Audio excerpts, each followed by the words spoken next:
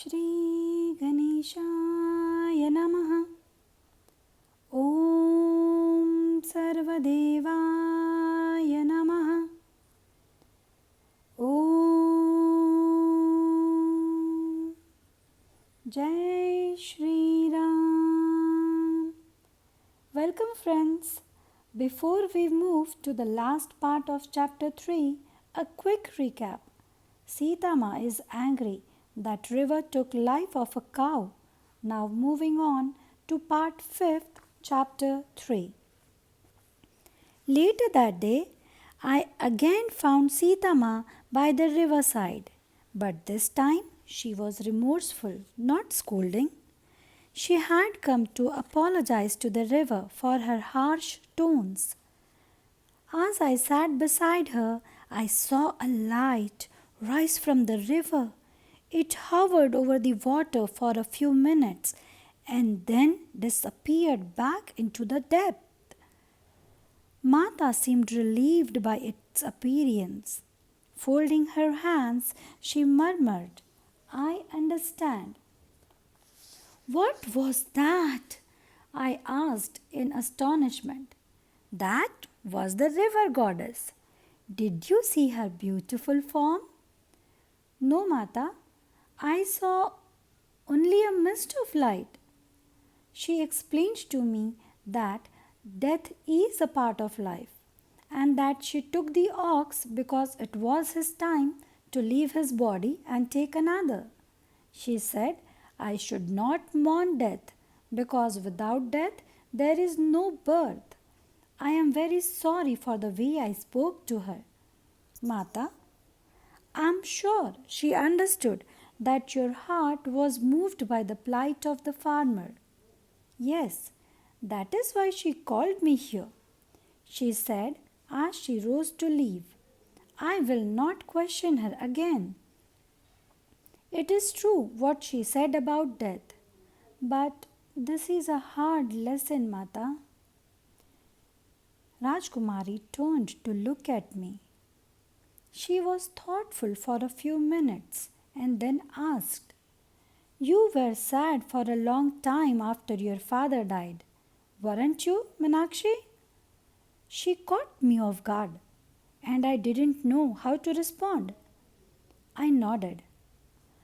"But that was because you blamed yourself, wasn't it?" "How do you know that, Mata?" I asked in surprise. She smiled. "You still feel a little badly, but you shouldn't. You had nothing to do with his death. It was his time to go, and nothing could have prevented it."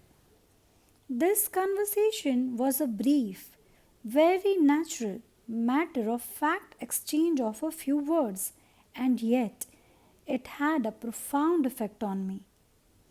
Although I hardly thought of my father's death anymore, it was true that up till that moment I had not fully rid myself of guilt. Sitting in my room that night, I realized that Mata had quietly healed me of these feelings.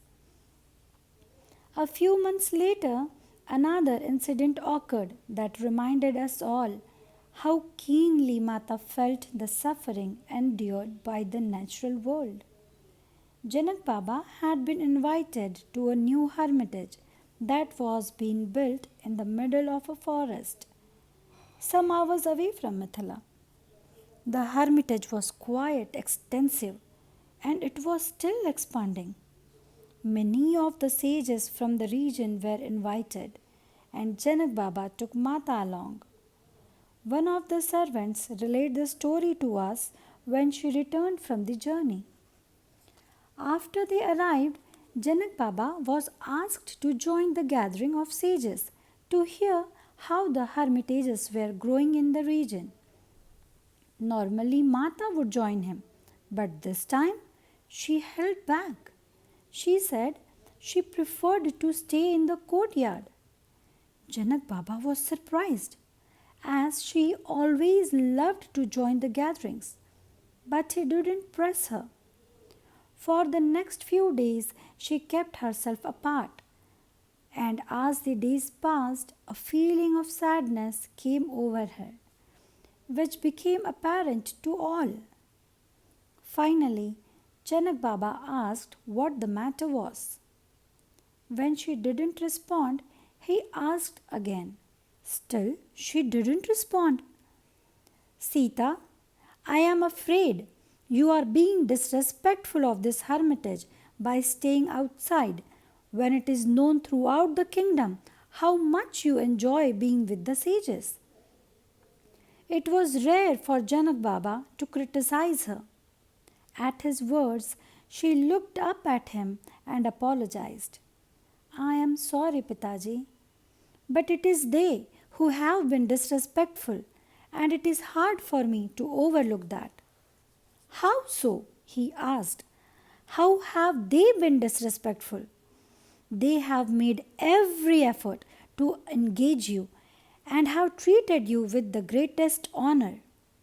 Come, she said, taking his hand.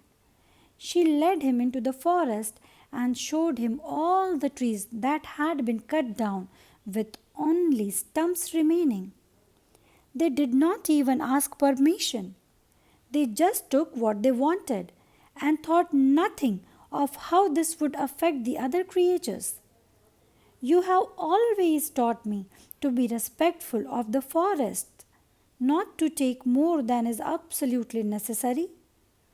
Janak Baba was dismayed by what he saw. You are right, Sita. We must find a solution to this. You have taught me, Pitaji, to give back double what one takes from nature and to always take with an attitude of gratitude. Yes, this is what I have taught you, and now you must teach these sages. Let us go speak with them.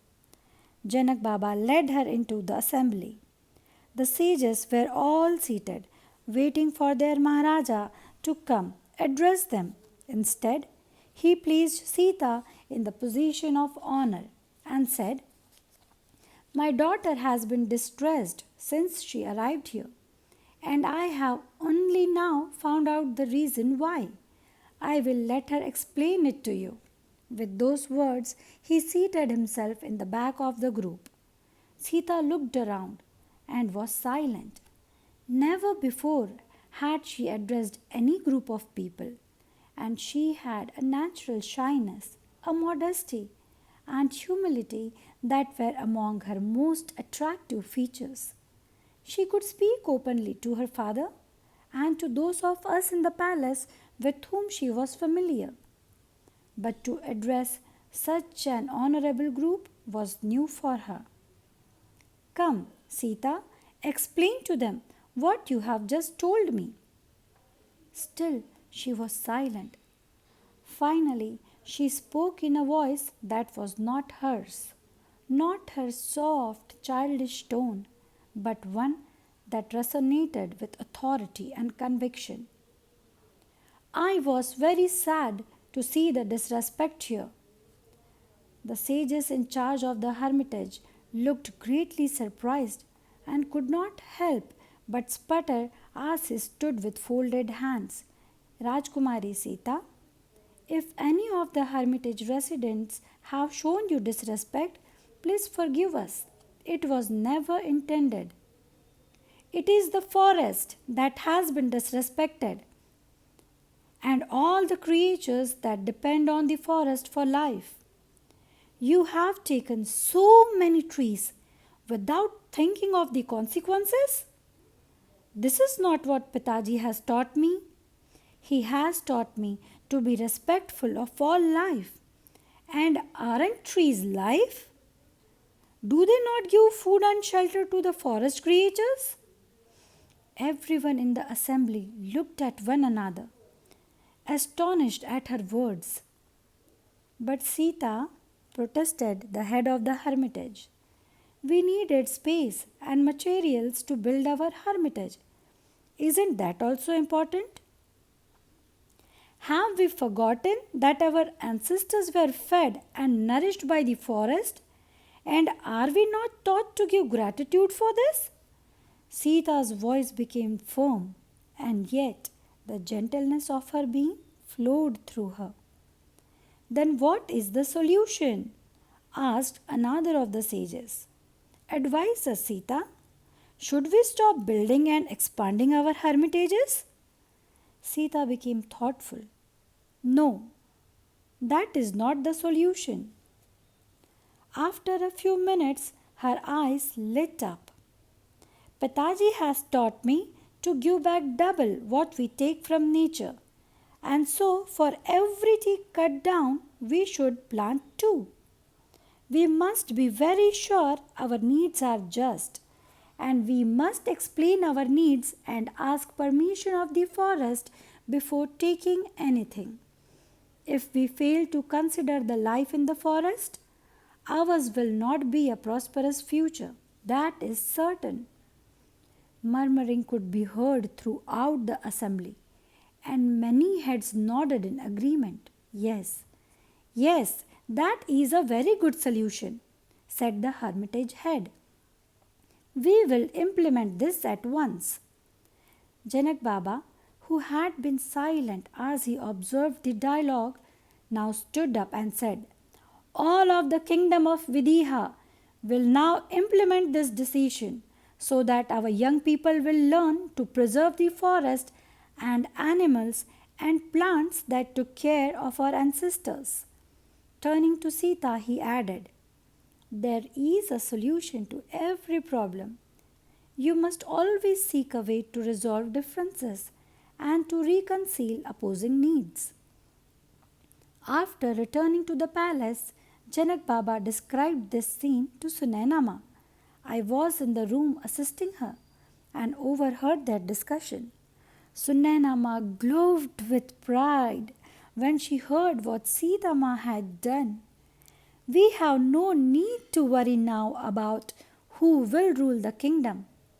Sita is more than fit to take your place one day. The people will be overjoyed to see her installed. Janak Baba shook his head. As much as I have tried, I cannot see Sita's future. It is as if that vision is blocked to me. But I do know, Sunaina, that she is not destined to rule this kingdom or any other, or to remain in Mithila. You must not have that notion. She has not come to us for that, yet I do know that she will serve the world. We are here to give her the training she needs for that work. This episode was the first indication of Sita Ma's transition from the childhood. Despite her young years, she was beginning to find her own voice, and she was now to take greater interest not just in visiting the hermitages or wandering into the forest, but also in sitting, listening, and responding to the teaching of the sages. Here we finish chapter 3. Thank you all for listening. Please do like this video. Let me know your thoughts in comments so that I can improve myself. Thank you all. Do subscribe, share and like. Jai Shri Ram.